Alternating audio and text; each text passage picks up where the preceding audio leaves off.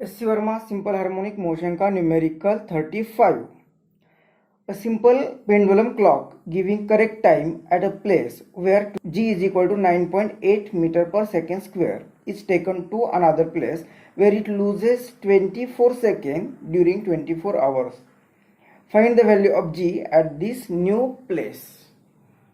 तो A35 numerical, यहाँ पे एक पेंडुलम होगा और ये पेंडुलम की value t is equal to, जो रेगुलर पेंडुलम की आती है क्लॉक में जो पेंडुलम होता है उतनी ही आएगी, मतलब वो 2 सेकेंड आ जाएगी, जहाँ पे g is equal to 9.8 metre पर सेकेंड स्क्वायर होगा। मतलब ये इस तरह से एक्चुअली अर्थ पर होता है, तो हमने अर्थ मान लिया, एक प्लेस मान लिया अर्थ। अब इसे दूसरे जगह पे लेके गए तो दूसरे जगह पे वहां पे उसके टाइम पीरियड में कुछ कमी आएगी, मतलब वो टाइम 24 आवर से 24 आवर यहाँ पे दिया है, मतलब ये अर्थ है तो ये 24 आवर है, यहाँ पे 24 सेकेंड से वो लूज हो रहा है, 24 सेकेंड लूज हो रहा है एक डे में, मतलब डेल्टा टी इतना आ रहा है।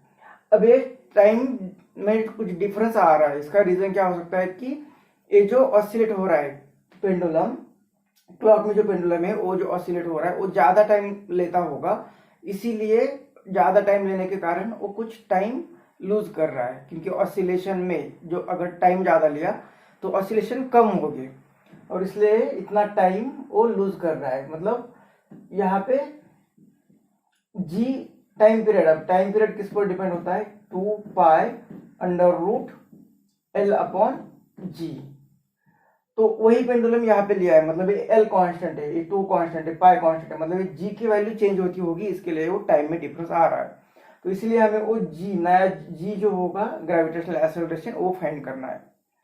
अब ये सॉल्व करने के लिए हम 2 मेथड यूज करेंगे। पहले एक सिंपल मेथड कि इस तरह का कॉन्सेप्ट देखना है, तो हमने मेजरमेंट चैप्टर में देखा था कि कोई फिजिकल क्वांटिटी अगर हम मेजर करते हैं और उसमें एरर आती है, मतलब रियल वैल्यू में अगर कोई डेविएशन आता है, तो वो वैल्यू जिस दूसरे फिजिकल क्वांटिटी में डिपेंड होती है उसमें कुछ एरर आई होगी, तो ये रिलेटिव एरर, ये फार्मूला यूज करके हम इसे सॉल्व करेंगे। यहाँ पे भी जी में एरर आ रही है, जी में चेंज हो रहा है, इसलिए वो टी में चेंज हो रहा है, मतलब रिलेटिव एरर का फार्मूला अगर यूज करते हैं हम, तो ये टी में जो चेंज आ रहा है, रिलेटिव एरर का formula delta T upon T, मतलब ये change in time upon original time जो होगा ओ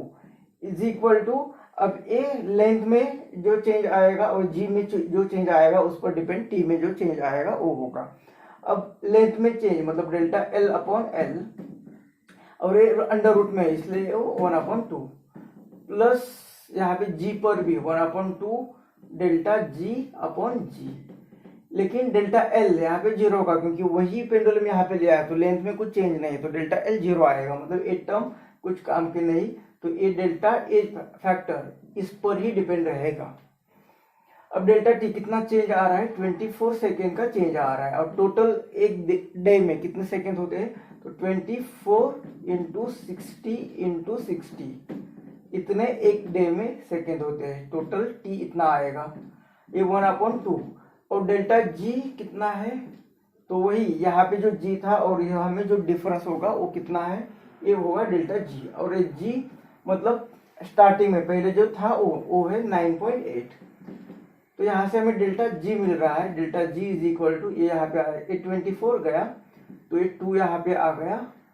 9.8 भी यहाँ पे आ गया, और ये 60 इंटू 60 मतलब ये 3600,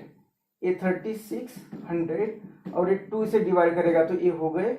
1800। अब ये 1800, ये 9.8 मतलब ये इसे लिखते हैं 98, तो इसे लिखना पड़ेगा 18000, तो इसे डिवाइड करेंगे तो ये डेल्टा जी आ रहा है 0.005, यहाँ पे आगे 4,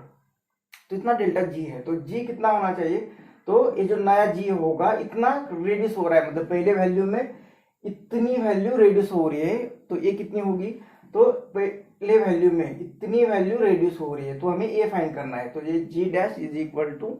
ये जी कितना है 9.8 और उसमें से इतनी वैल्यू मतलब ये माइनस हो रहा है 0.0054, तो ये जो हमें क्वेश्चन जो पूछ लिया है कि नया जी डैश कितना होगा, तो ये दोनों का सब्ट्रैक्शन, तो वो सब्ट्रैक्शन आ रहा है 9.95 मीटर पर सेकेंड स्क्वायर, तो ये होगी जी की वैल्यू।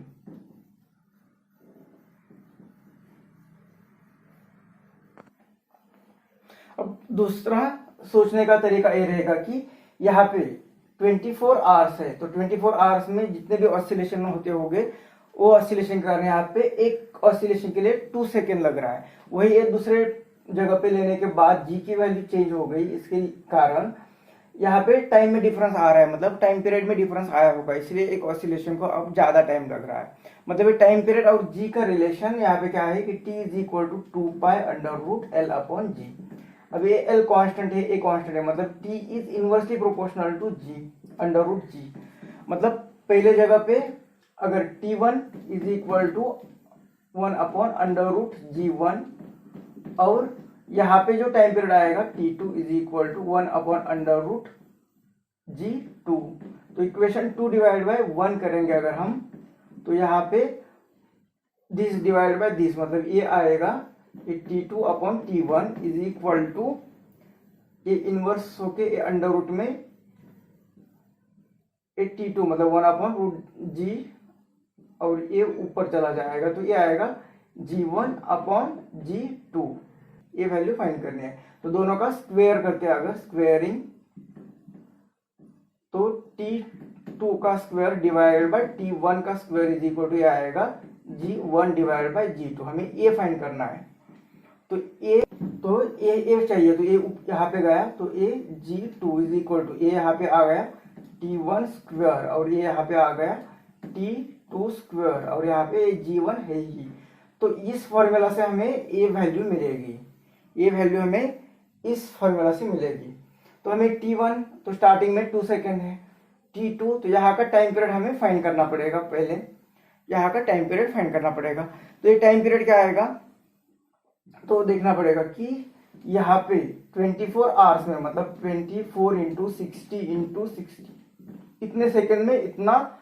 टाइम पीरियड है, मतलब यहाँ पे कितने ऑसिलेशन हो रहे हैं। यहाँ पे इस केस में, अब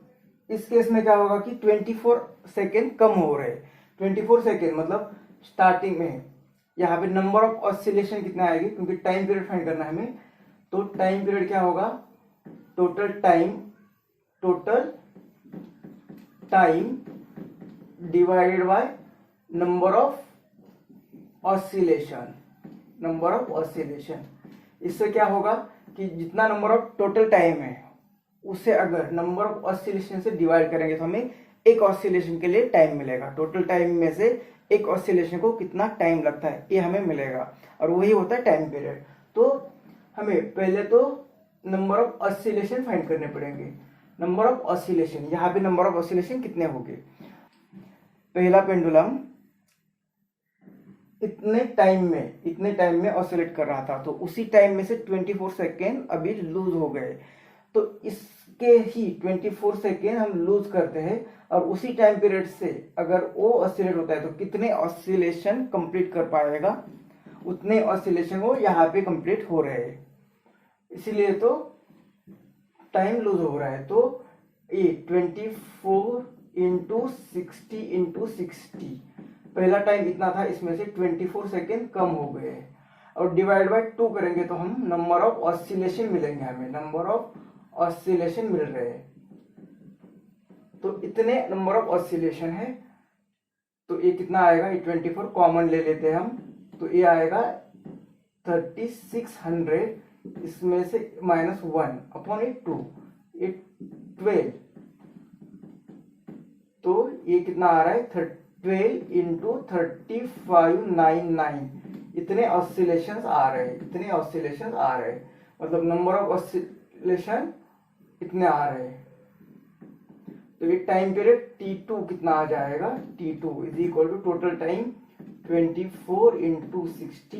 60 और divided by number of oscillation इतने 24 इंटू 3599। तो ये t2 की वैल्यू, ये वैल्यू अब यहाँ पे पुट करेंगे, तो g की वैल्यू नए G2 की वैल्यू मिल जाएगी। Therefore G2 is equal to, इस इक्वेशन से कर रहे हैं हम, तो T1 का स्क्वायर, वो T1 है 2 सेकेंड, ये 2 सेकेंड, यहाँ पे जो टाइम पीरियड था वो, और ये T2 का स्क्वायर मतलब इसका स्क्वायर, तो ये 2 यहाँ पे करेंगे तो 2, ये 3600 और ये डिवाइडेड बाय 3599। अब इसका स्क्वायर करना है तो फिर से ये 2, ये 3600 और ये 3599 और इंटू ए G1 मतलब है 9.8। तो ये 2 यहाँ पे चला गया और ये ऊपर चला जाएगा,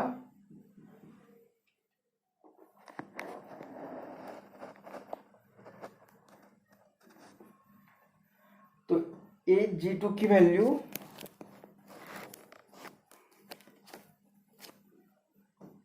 G2 इज इक्वल टू, ये ऊपर चला जाएगा तो ये 3599 इंटू ये 3599 डिवाइडेड बाय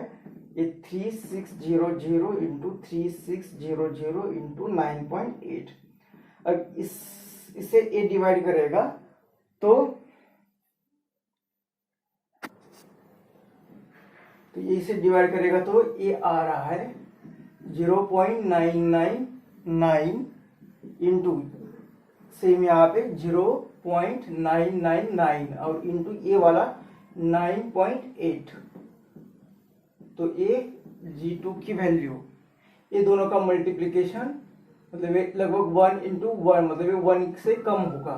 तो ये आ रहा है 0.998, ये आ रहा है 0.998 और ये 9.8, मतलब ये वैल्यू जो हमें चाहिए वो आ रही है यहाँ पे 9.78 मीटर पर सेकेंड स्क्वायर। तो ये होगी मेथड 2।